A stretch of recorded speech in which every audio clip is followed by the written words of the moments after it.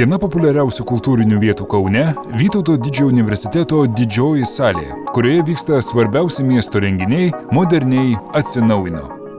Pačiame miesto centre esanti salė talpinanti 725 žiūrovus, tinkama akademinėms reikmėms, konferencijų ir koncertų organizavimui.